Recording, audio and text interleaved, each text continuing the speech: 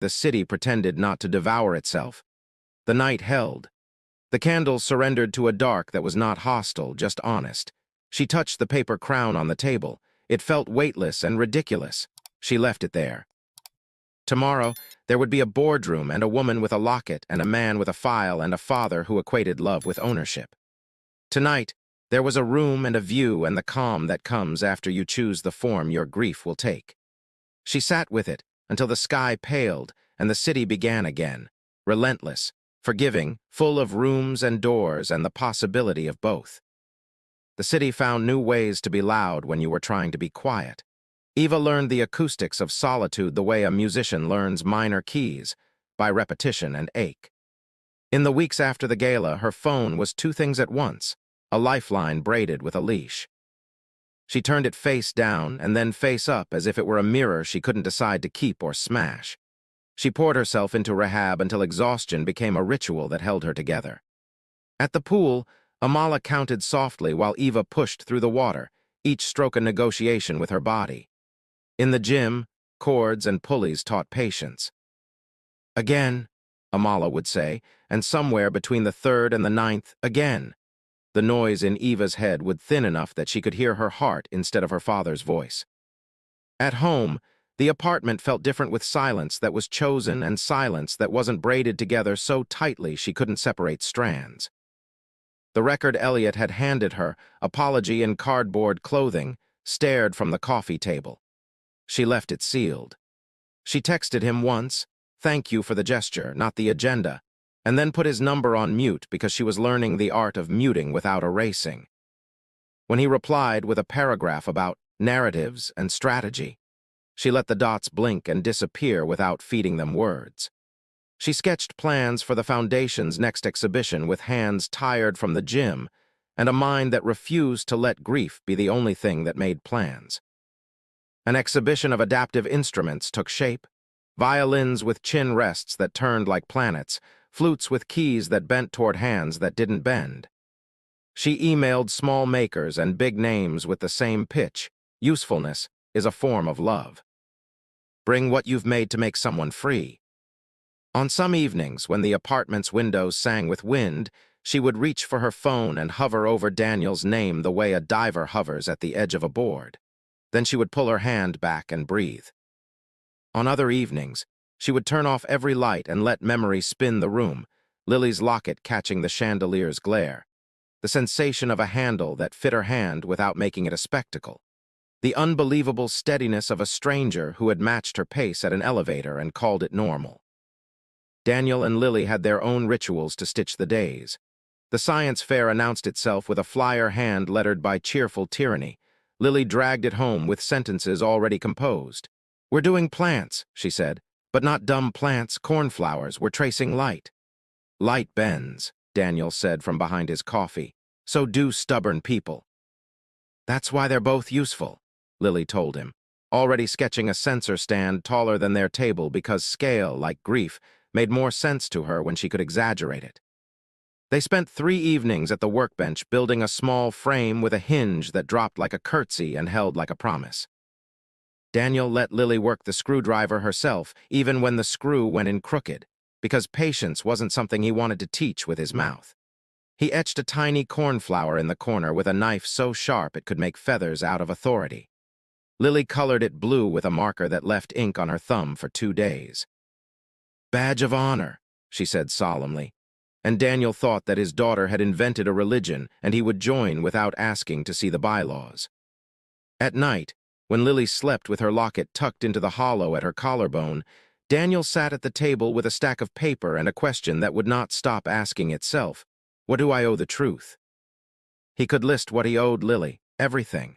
He could list what he owed Eva, honesty, even when honesty risked fire. He could list what he owed himself, peace which he had always mistaken for silence. He made the call he had been avoiding. The journalist's name was Sarah Kim. She had written a series on municipal contracts that sank a mayor 2 towns over, not with outrage but with receipts. Her voice on the phone was steady enough to steady him. "I will not speak about Eva," he said before she could ask the first question. "If your angle is power and harassment, I'm not your source." If your angle is safety and silence, if you care about how a culture turns truth into liability and ethics into line items, I'll talk. I'll give you everything I've got. But her name doesn't go on your page. I don't traffic in collateral, she said. You know how to send encrypted. He did, which surprised both of them. He pulled the letters from the drawer. He scanned them, each page a layer of his own failure and his refusal to stop trying. He sorted emails into a chronology with the care of a parent packing a toddler's bag. A little of this, a lot of that. Something soft at the bottom to keep the rest from breaking. They met in a diner where the coffee tasted like tar and forgiveness. Sierra wore a sweater that looked like it would survive a war and asked for the names of engineers who still worked inside the building he had left. Daniel told her 3 names. He told her the language he had seen on the whiteboards the week before he handed in his badge. A patch that split a problem instead of fixing it. A meeting where an edge case became fantasy because it complicated the pitch deck. "Do you want revenge?" she asked at the end. "No," he said, and surprised himself with how quickly it came.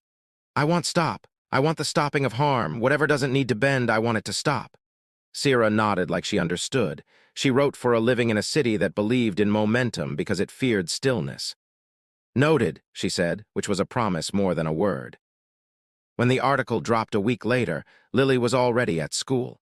Daniel read it standing up in the kitchen with the kind of posture that keeps a person from falling when the floor remembers it is made of earth. Sierra had kept her promise.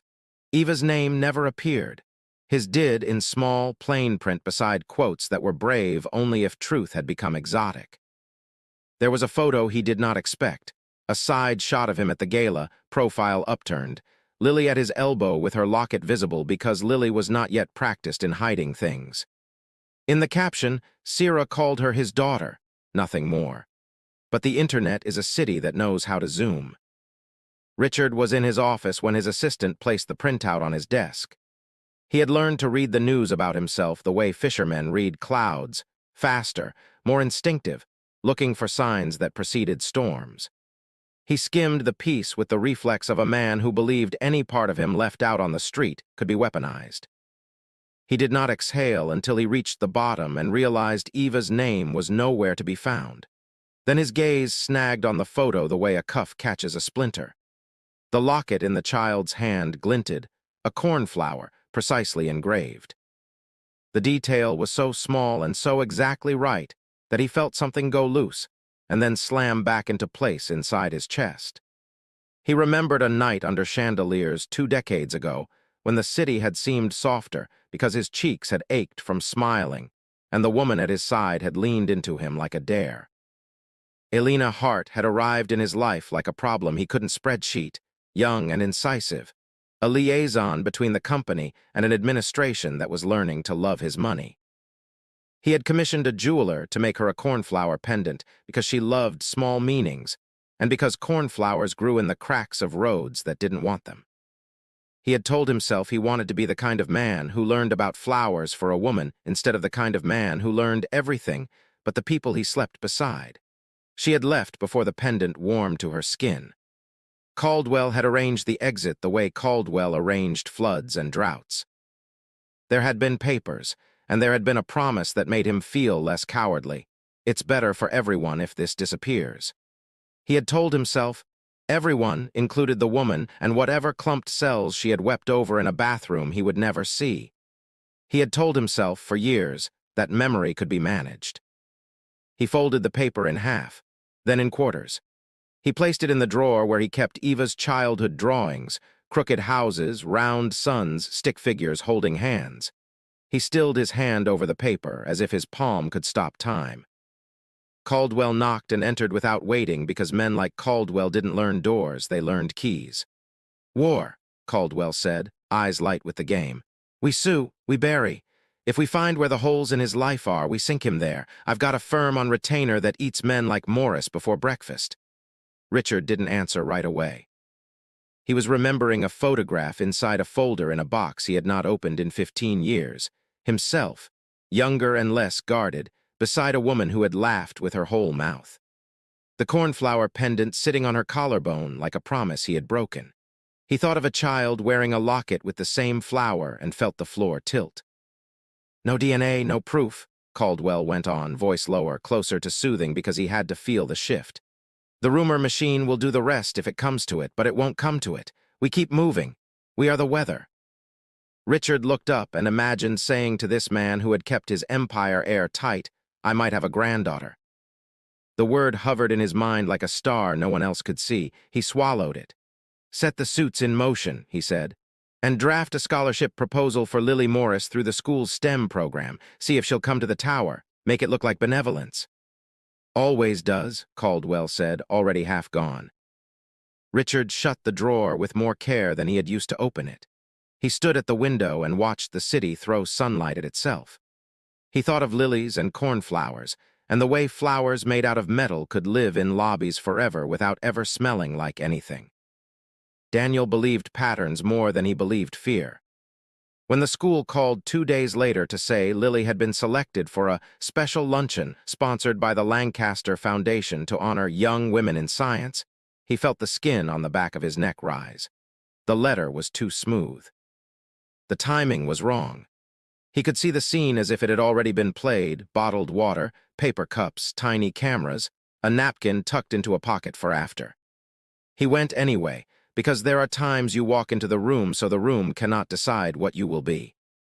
He wore the suit he had worn to the gala but left the tie on the kitchen table because it felt like refusal. Lily wore a blue ribbon in her hair that matched her locket, and she rolled her eyes at the building the way she rolled them at broccoli. Don't let them stick me with anything, she said, half joke, half invocation. I won't, he said. If they try, you scream. We do loud when silence is a trick. They were barely past the security gate when Richard appeared himself, which wasn't part of Daniel's picture. He had expected a handler, a smile that belonged to a committee. Richard was alone, which made him more dangerous and less cowardly all at once. Mr. Morris, he said. Lily, thank you for coming. Do you want to look at my project? Lily asked before manners could make her an accessory. It's a stand with a hinge and a flower. My dad carved the flower, but I designed the sensor thing. Also, I'm not drinking out of anything until we go home. Something in Richard's face flickered. He had thought he was going to lubricate a machine and found himself meeting a small person with a spine. Fair, he said. I was hoping to speak to your father. My father speaks, but he also listens, Lily said. You should remember that. She looked up at Daniel. I'll be in that chair. If anyone tries to. They won't, Daniel said, his hand on her head, a blessing. Richard led Daniel down a hall paneled with wood that had never been touched by a tool wielded by a human who loved it. He opened the door to a small conference room and then the door to something that shouldn't have been in that room, himself without Power's armor. I'm going to do something I've learned to hate, he said. I'm going to ask you for help. You don't get to do that with a net of lies under you, Daniel said, then blew out a breath because he hadn't come to turn this into a duel. He reached into his messenger bag and took out an envelope that had lived in his home in a drawer where people keep passports and poems. He slid it across the table. Richard did not touch it. He had signed too many documents to put his fingerprints where he hadn't planned to. Daniel made a small sound, a laugh or a groan. Even he didn't know, and tapped the flap open, pulling out a sheet of paper that had been folded so many times its creases were white scars. The letter was written in a hand that leaned to the right as if it were trying to hurry away from itself. Rachel, if I've done one thing right, it's tell you the truth before the world gets to it. So here it is. Once there was a man who wore glass and cornflowers. He promised me a future and then promised himself a company. He had initials that fit in corners of papers and on marble walls, RL, and he had a way of making me feel like my own initials were currency. I left because I wanted you to have a name unburdened by the weight of another. If you ever meet him, it would be an accident if you did. Tell him I never hated him. I hated the parts of him that he fed because they fed the parts of me that hurt. I kept the pendant so I would remember not to wait for anyone to give me a garden. When you're old enough, I will tell you everything without managing it. If this letter is in your hands when I'm not, ask for gentleness. Demand truth. Disbelieve the word management when it comes dressed as love. Cornflowers grow in bad dirt. So do you. Elena Richard sat. He didn't mean to. The chair acquired his body without permission because his legs had learned to obey gravity when his mind wouldn't. He took the letter like a man accepts a verdict. His hand moved to the last line and stayed there as if his thumb could feel the heat of another thumb from 22 years ago. Rachel, he said aloud, tasting the name. He imagined a child with the face he might have loved, grown into a woman he had not known. He imagined that woman's death, the one he had read about because Marla had sent him a link with a note that said, "Don't be a monster." He had not clicked because there are pages that make the pages inside your mind bleed. "My wife," Daniel said. "Her mother was Elena Hart, your liaison once. She wore a cornflower like a dare." Richard rubbed his face hard as if he could arrange it into something other than a mask. When he spoke, the voice that came out was not a CEO. It was a man's voice, raw, stripped. "I didn't know," he said. "Caldwell, no, that's not enough. I asked him to make something disappear because it complicated my life. When it knocked on the door a few years later in the form of rumors and letters, he said the cost of knowing would be catastrophic. He said the company would not survive a scandal. I believed him because it let me not disassemble my own life with my hands." "You had a daughter," Daniel said, and the sentence put a weight on the table that pressed both men's hands into flat palms. "She had a daughter. You have a granddaughter. Her name is Lily. She carries your cornflower. Does your weather system have a plan for this storm?" Richard laughed the kind of laugh men laugh in bathrooms with the water running. He bent forward until his forehead touched his fingers. When he lifted his head, his eyes had bled into his voice. "I don't know how to do this right," he said. "Everything I've done to protect the people I love has hurt them first. If I ask for a test, I become a monster. If I don't, I live in a kind of hope that breaks when someone says boo. I don't want to use her to justify my cowardice again." "You ask like a man," Daniel said. "Not like a machine. You ask us, not a lab, because the lab can happen later and it will be fine. But if you turn this into a project before you turn it into a conversation, I will take Lily and teach her that some men never deserve the titles they want." Richard closed his eyes. When he opened them, there was a small boy in them who had not been invited to any of the rooms where he learned to sit straighter. "Do you think she'll hate me?" "I don't teach my daughter hate," Daniel said. "I teach her boundaries and names. You can ask. She can say yes or no. Both will be right." The meeting arranged itself in the space between breath and panic. Lily, in the lobby, had found a patch of sunlight and was playing a game that involved making storylines out of people's shoes. When she looked up and saw the two men return, her face did something between trust and question. "Lily," Daniel said gently, "Mr. Lancaster would like to talk to you in our way, with everything on the table." "You have a hidden table?" Lily asked, because 8 could hold love and suspicion side by side. "I have a rooftop garden," Richard said without thinking, and then startled at hearing himself say something that wasn't a weapon. "There are cornflowers." Lily's head snapped up. Her fingers went to her locket with a speed that made Daniel's throat tighten. "Can I see?" she asked, and Richard had to look away for a second because he had spent his life gauging questions for angles, and he had never in his life been asked something that did not contain a trap. They went to the roof. The wind found strands of Lily's hair and flung them into sunlight. There were indeed cornflowers in raised beds, stubborn blue fists daring the climate to say no. Lily crouched and looked at them the way she looked at anything she wanted to understand, face close, hand hovering, eyes memorizing. "Did you plant them?" she asked without looking up. "Yes," Richard said. "I planted them for a woman who loved them, and then I kept planting them because I didn't know how else to keep breathing." "Good," Lily said. She looked up at him. "I have questions." "Okay," he said, his mouth dry. "I probably have answers that don't sound like answers. I can try again if you don't like the first ones." "Were you a good dad to your kid?" Lily asked. "No," he said. "I was a good provider and a bad father. I thought if I gave her everything a person could put their hands on, she wouldn't notice what I kept my hands off." "Honest," Lily declared, as if providing a grade.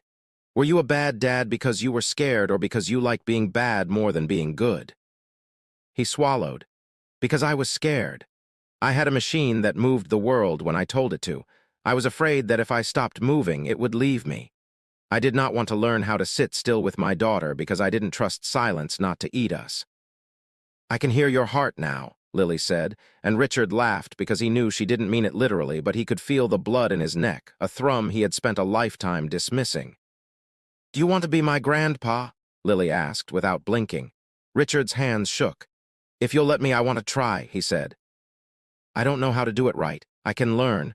I'm not sure I deserve the chance. Deserve is a weird word, Lily said. I deserve ice cream when I save my allowance, but sometimes we have ice cream on Tuesdays anyway because Tuesdays are bad. You can be Tuesdays are bad, Grandpa. He made a sound that might have been a laugh and might have been a sob and might have been the thin sidewalk between them. He looked at Daniel and then at the cornflowers. Thank you, he said, and the words made him dizzy because he had never thanked anyone for anything real. He didn't tell Caldwell. He didn't tell anyone. He didn't even tell his reflection, because there are some things you say once so they don't shatter into 1,000 copies. Caldwell, meanwhile, did not stop. He sent emails with the subject lines of wars. He called a firm whose phone number he could dial in his sleep. He planned a smear that took Daniel's voice and bent it with a software filter so it sounded like extortion.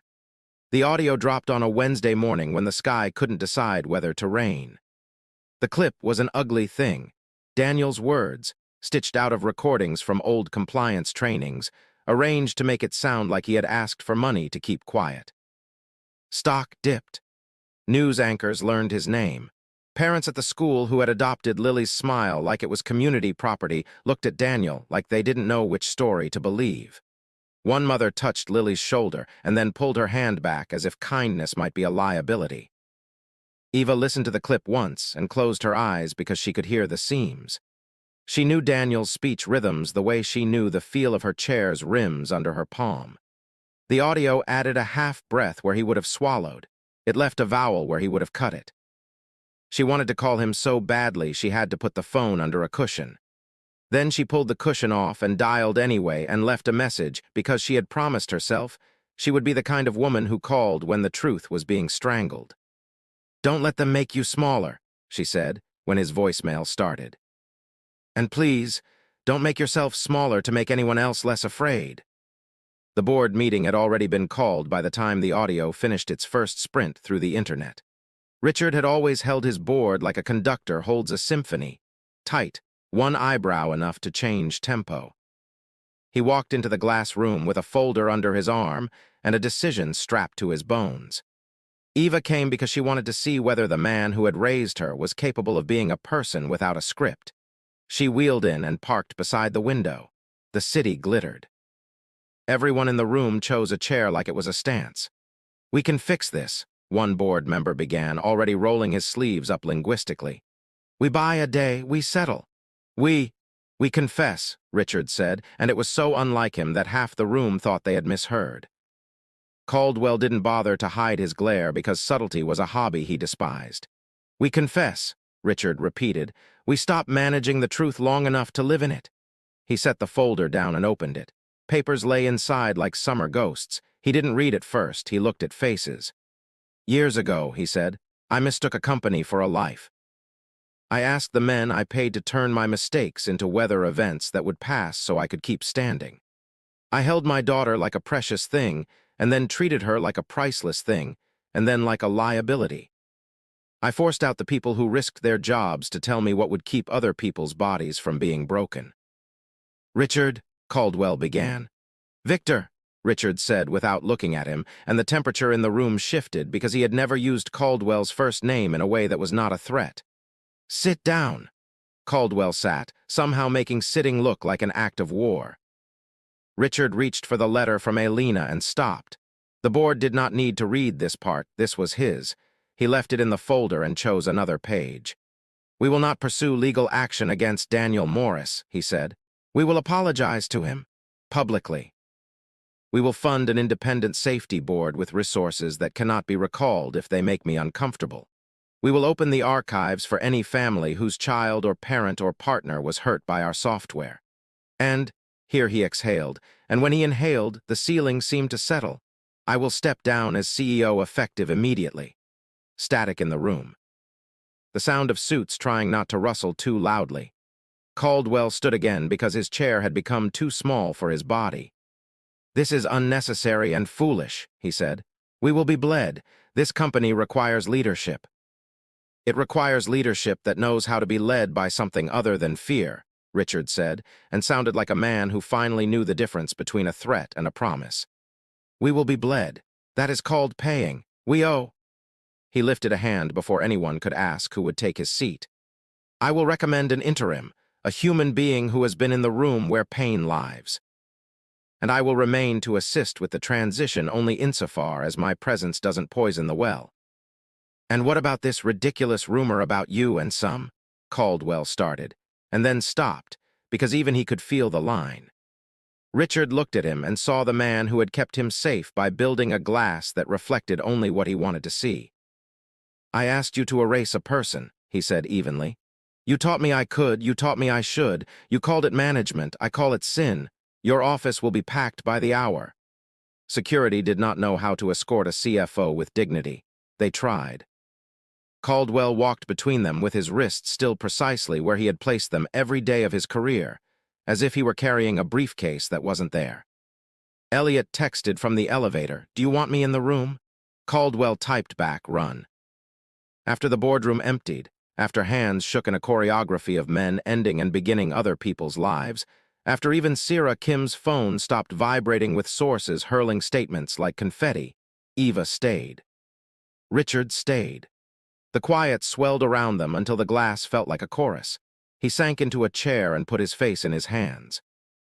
She waited a beat, then a breath, then the number of seconds Amala had taught her to count when pain bloomed and wanted to control her. "Dad," she said at last, the word a cord that had frayed and been knotted and still held. He lifted his face. She had seen him furious, triumphant, amused, cold. She had never seen him like this, disassembled, unsure how to stack his pieces back up in a way that looked like a person. "I built a tower," he said, voice breaking. "It made a shadow I pretended not to see. I asked you to live in it because I thought it would protect you from the weather. I was wrong, about so many things. About love, about risk, about what can be bought and what must be begged for." She wheeled closer. She could, she thought, reach out and touch his sleeve and watch him mistake it for absolution. She did not. She had learned too much about boundaries. "You don't get to buy your way out," she said. "You do get to build your way out, with your hands for once." He didn't try to hug her. He didn't try to promise. "I want to meet her," he said. "As me, not as the tower, if she will have me, and I want to keep knowing the man you think you love because he seems interested in building things that last." She heard the if and the think and decided to keep them intact. "We want to meet you too," she said. "As you, whatever that turns out to be." They met at the waterfront because water knew how to hold confessions without taking sides. Daniel came wearing the shirt that had seen boardrooms and grief. Eva came with a scarf Lily had left at her place, the one with the tiny blue flowers that were cornflowers if you squinted, draped over her shoulders. The air smelled like the city had washed its hands. Daniel spoke first, because in his chest his heart was a child raising her hand in a classroom wanting to get it right. "I lied to you," he said. "By omission, which is the coward's invention. I kept my life like a file because keeping it like a file made it easier not to bleed on everything. I wanted to protect you from your father's machine and from my hatred of his machine. I used protection as an excuse for control. I won't again." Eva felt something inside her settle. She had expected to have to drag the apology out of him like a splinter. She had not expected him to hand it to her, palm up. "I used my suspicion as a way to feel powerful," she said. "I have been telling myself that if I can stay sharp when the room gets ugly, I won't have to be soft. But I like soft. It's just that soft doesn't keep you alive in boardrooms. I am learning that alive in a boardroom is not the same as alive," he said. He looked out at a tugboat shouldering a barge. "I want to be in your life because I want your life, not because I want to win a case I lost years ago. I want you in my life because I laugh when you text me about Maple, and because Lily acts like the world is hers, and it is, and because the first time in 2 years, someone made me a thing I could use without announcing my need like a parade. It was you," she said. She reached out and found his hand on the railing. His hand folded around hers like it was saying thank you without being told to speak. They stood like that long enough that the people who passed around them stopped noticing they were there. The table went into her studio a week later. Daniel built it low and long so that wheels glided under without catching, so that a person could approach it and feel invited instead of tolerated. He sanded it with a patience that made the grain glow. When Richard came, letter tucked in his jacket like a talisman that burned, Daniel looked at him evenly. "This side," he said, handing him a sheet of paper that felt like air and sounded like rain when he rubbed it along the wood. "I haven't made anything with my hand since a kite when I was 10, Richard admitted, bowing over the table like it could absolve him. "Then you have a backlog," Daniel said. "Lines follow the grain. So does forgiveness." They worked without talking for a long time because wood prefers the language of attention. Lily stood on a stool and inspected their work like a foreman with a whistle. "Don't push against the grain," she told her grandfather, and he nodded as if she had just instructed him on how to stay human. Later, the three of them ate sandwiches over the table, paper plates and crumbs, and the ordinary holiness of people saying please and thank you with their mouths and their eyes. Eva watched her father blow sawdust off his sleeve and felt something uncoil that had been wound up since she was 6 and realized love could arrive with a to-do list. The wedding was small because they were done performing.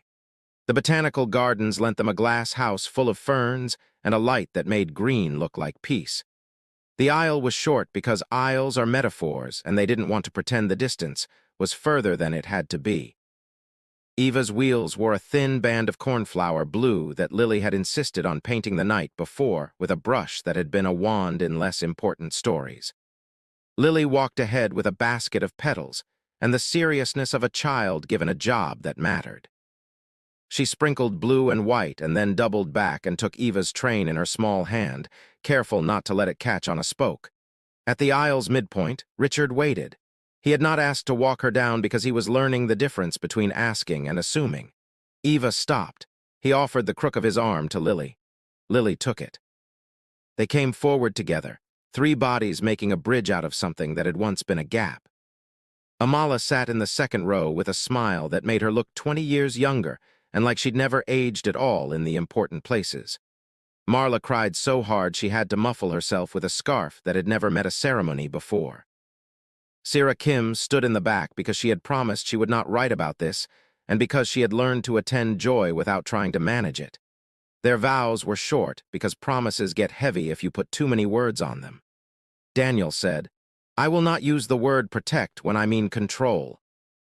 Eva said, "I will not use the word independence when I mean isolation." He said, "I will be useful without needing to be needed." She said, "I will ask without making myself smaller." Together they said, "We will not manage truth," and the wind moved through the ferns in a way that sounded like a scent. There was a chair at the front with a cornflower on the seat and a name on a card, Rachel. Daniel touched it before he kissed his bride and whispered, "We did it, Ratch," and somewhere inside him the ache shifted into a light that would not go out. Justice, when it came, did not strut.